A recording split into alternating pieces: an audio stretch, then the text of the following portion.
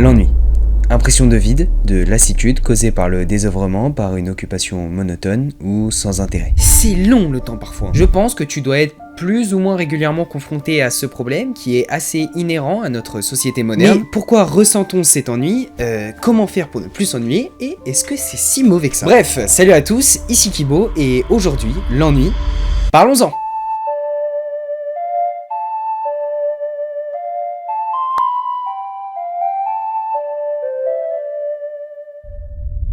Si tu regardes cette vidéo, c'est soit que tu veux passer du bon temps sur YouTube, soit que tu me connais, soit que tu te fais chier. Et donc forcément, de fil en aiguille, tu cherches des solutions de ne plus t'ennuyer, et j'en ai quelques-unes à te proposer. Mais avant de répondre à comment faire pour ne plus s'ennuyer, on va d'abord comprendre pourquoi on s'ennuie.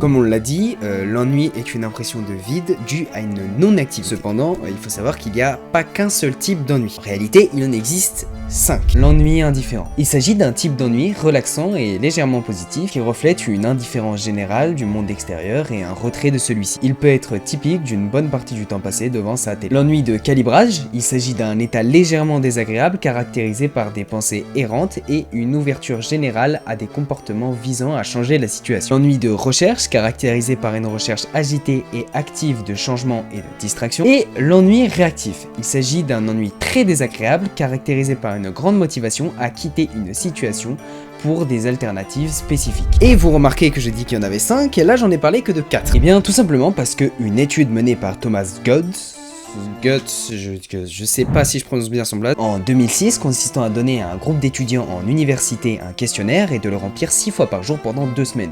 Ils notaient l'activité qu'ils étaient en train de réaliser et leur niveau sur 10 d'excitation, de très calme à très agité, ainsi que si c'était vécu positivement ou non, pareil sur 10. Et donc à ces 4 types d'ennui qu'on connaissait déjà, vient s'ajouter un 5e, l'ennui apathique, une forme particulièrement désagréable qui ressemble à un sentiment d'impuissance ou de dépression.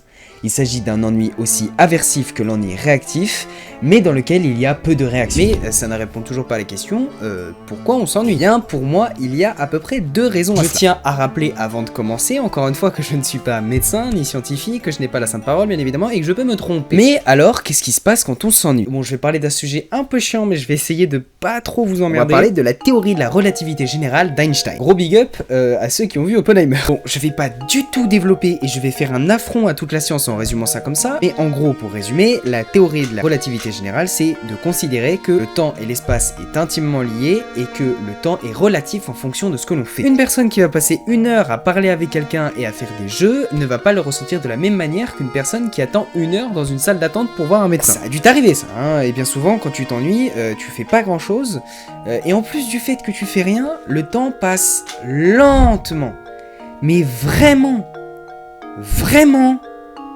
très lentement. Mais ça, c'est la raison de pourquoi tu trouves le temps long quand tu t'ennuies. Maintenant, on va répondre à la question, pourquoi tu t'ennuies tout court. Bon, vous vous souvenez à l'intro, je disais que ce ressenti était assez inhérent à notre société moderne. Il y a une raison, laissez-moi m'expliquer. Bon, en toute logique, l'ennui vient du manque d'activité, donc du manque de divertissement. Ça, notre cerveau, il aime pas trop. Notre cerveau déteste ne rien faire. Même dans l'isolation totale et le noir complet, notre cerveau va créer des hallucinations, car il va chercher par tous les moyens à faire quelque chose. Ça s'appelle l'effet Cancel. Il s'agit d'une expérience où l'on prive quelqu'un de tous ses sens, et il s'avère que dans ces conditions, on constate une augmentation de l'activité neuronale plus forte. Autrement dit, le cerveau cherche à remplacer les perceptions perdues. Donc, pour arrêter de s'ennuyer, ce qu'il faut faire, c'est simplement divertir notre cerveau.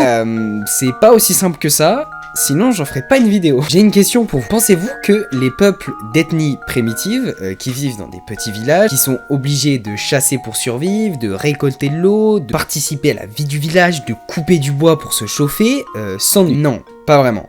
D'ailleurs, dans la plupart de ces peuples-là, il n'existe même pas de mots pour décrire cette sensation. Évidemment, ça doit leur arriver de s'ennuyer de temps en temps, mais c'est pas le même type d'ennui que l'on ressent nous. L'ennui est plus ou moins créé, ou tout du moins amplifié par notre société moderne. Et oui, je pense que je ne vous apprends rien en vous disant qu'on n'a plus besoin de chasser ni de couper du bois pour survivre. Et évidemment, c'est une sensation créée et amplifiée par ce que je dénonce à chaque putain de vidéo sur ma chaîne YouTube en ce moment, le surdivertissement. C'est plus ou moins tout ce qui est lié à la surconsommation et tout ce genre de choses. Dans une société où on a tous le moyen de se divertir à l'infini, avec nos téléphones, nos PC, TikTok, Netflix, ça devient difficile de s'ennuyer, non? Pourtant tu t'ennuies. Et on s'ennuie tous. Très souvent. On est accro à ce divertissement passif qui, à force d'être consommé, nous laisse avec un sentiment d'indifférence, d'ennui. Le problème en fait, c'est pas l'ennui, mais l'excès de divertissement. Ou en tout cas, l'excès de mauvais divertissement. Et ça change la donne. Et alors comment on peut faire si, quand on se divertit, on s'ennuie, et quand on se divertit pas, on s'ennuie également. Je n'ai pas dit qu'il ne fallait pas se divertir, parce que quand on s'ennuie et qu'on ne se divertit pas du tout, ça peut amener à des problèmes graves tels que l'alcoolisme ou la dépression. C'est simplement la manière de faire qui est mauvaise. Lorsque tu regardes une série, lorsque tu es sur ton phone, lorsque tu regardes la télé, c'est dans la plupart du temps du divertissement passif. Ce type de passe-temps rend très accro et malheureusement c'est la source de ton ennui. Parce que certes tu donnes de l'occupation à ton cerveau, mais tu ne le stimules pas. Tu le laisses dans un état végétatif et donc ton cerveau se met en veille. Et c'est là que tu t'emmerdes. Alors la solution est toute trouvée. Il faut un divertissement actif. Développe ton cerveau, fais en sorte d'accroître ta curiosité. Bon super, alors je vais lancer un jeu vidéo. Enfin, si, tu peux, mais moi ce que j'essaye de t'amener c'est à une vie plus productive, une meilleure vie que ça quand même. Tu peux jouer évidemment aux jeux vidéo, mais je suppose que si t'es sur cette vidéo, c'est parce que même ça commence à t'emmerder. Non, ce que je te conseille, c'est de développer ton cerveau. Et à ce moment-là, on n'est plus vraiment dans du divertissement, en effet, on est plus dans de la distraction. Mais ça a à peu près le même effet, à ceci près que tu es dans un processus actif et donc que ton cerveau ne va plus être éteint. Fais du sport, travaille sur des projets qui te tiennent à cœur. Si t'en as pas, crée des projets qui te tiennent à cœur. Lis des livres. Apprends des nouvelles choses. Je sais que ça va te casser les couilles et que tu vas avoir la flemme parce que scroller sur TikTok c'est beaucoup plus simple. Mais je vais te dire un truc. Là, maintenant, la sensation que tu as d'ennui, de mal-être à certains égards presque, c'est hyper désagréable. Bon, si tu fais quelque chose de productif, comme travailler sur un projet qui te tient à cœur, je vais pas te mentir, il y a de fortes chances que ce soit désagréable aussi. Mais tu verras que non seulement au bout d'un moment ça deviendra plus facile, mais surtout, je pense qu'il vaut mieux souffrir de travail et avancer que souffrir d'ennui et de se laisser traîner. Bien sûr, il faut pas supprimer complètement ton divertissement, il faut savoir aussi donner à ton cerveau et à toi ce genre de choses, mais en petite quantité, pas avec excès. Une petite partie de Mario Kart, ça a jamais tué personne. Par contre, pitié, évitez TikTok, Reels, tout ça, parce que vraiment ça baisse votre cerveau pour d'autres raisons. Je vous expliquerai certainement dans une future vidéo, faut vraiment que je fasse cette vidéo. Putain. Enfin, on a trouvé pourquoi on s'ennuie et comment le combattre, et bien sûr, comme à ma bonne habitude, je vais aller contre complètement tout ce que je viens de vous dire, et vous dire que parfois l'ennui, c'est une très bonne chose. L'ennui, par l'artiste Jaber, est un tableau moderne mélangeant art et ennui et démontrant parfaitement ce que je m'apprête à vous expliquer. L'ennui, c'est quand ton cerveau n'a rien à faire. Pas de résolution de problème, pas grand chose à mémoriser, pas de conversation à suivre ou à comprendre, pas de réponse à préparer, pas d'argumentation à construire, rien. Le néant. Mais alors, c'est quoi la différence avec la méditation? Pas grand chose. La méditation, c'est quand tu décides que tu as besoin de ce vide pour te relaxer. Ton cerveau est mis à la diète pour son bien. L'ennui, c'est quand tu subis ce vide. Quand ton cerveau a faim et que tu veux manger, et que ce n'est pas le moment de la diète. Dans la roue des émotions de Robert Plutchik, l'ennui est l'étape juste avant le dégoût et l'aversion, des sentiments que notre cerveau va tenter de fuir. Et quand ton cerveau a faim, il faut que tu apprennes à le nourrir correctement et pas le gaver uniquement de fast-food. Ça marche exactement comme toi en fait. La télévision, les nouvelles du jour, les problèmes du collège, la séparation d'un ami peuvent devenir du fast-food intellectuel si tu gaves ton cerveau avec. Tout comme pour ton alimentation, tu dois nourrir ton cerveau de façon équilibrée et aussi, tu ne peux pas manger toute la journée, ça prend des pauses. Et c'est lors de ces pauses mentales que l'ennui pointe le bout de son nez. Il ne se passe rien du tout, tu t'ennuies, ton cerveau est vide. Et comme je l'ai dit tout à l'heure, que fait ton cerveau dans ce genre de cas? Il va chercher par tous les moyens à trouver de quoi se remplir.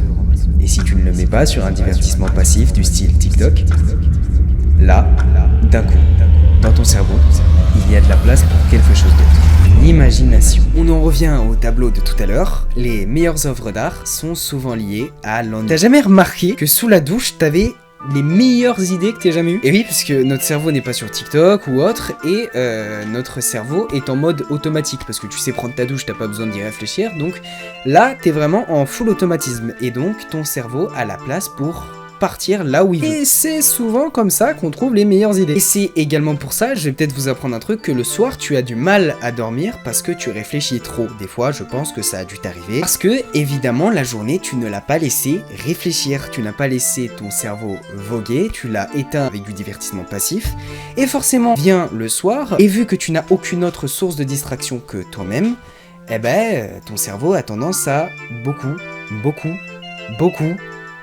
penser. Alors, si dans ta journée tu laissais ton cerveau respirer un petit peu et s'ennuyer, du coup, tu verras que ce sera beaucoup plus facile. L'ennui n'est pas mauvaise, c'est ta façon de t'ennuyer qui l'est. Si au lieu de dès que tu t'ennuies d'aller sur TikTok directement, tu t'allonges et tu fixes ton plafond, ça va te permettre de réfléchir, de trouver des idées, et de laisser parler ta créativité. Je te dis fixer ton plafond, mais tu peux tout aussi bien aller marcher quelque part, et tu verras que tu te sentiras beaucoup mieux après ça. Pareil, quand tu vas dans le tram, chez le médecin, dans le bus, dans le métro, ne va pas de suite sur ton phone. Laisse ton cerveau respirer. Laisse à ton cerveau parfois cette sensation d'ennui et n'essaye pas de te divertir constamment. L'ennui n'est pas mauvaise, c'est simplement ce qu'on en fait qui est problématique. Cette dernière peut être une très bonne amie si elle est bien utilisée et n'est pas consommée à outrance.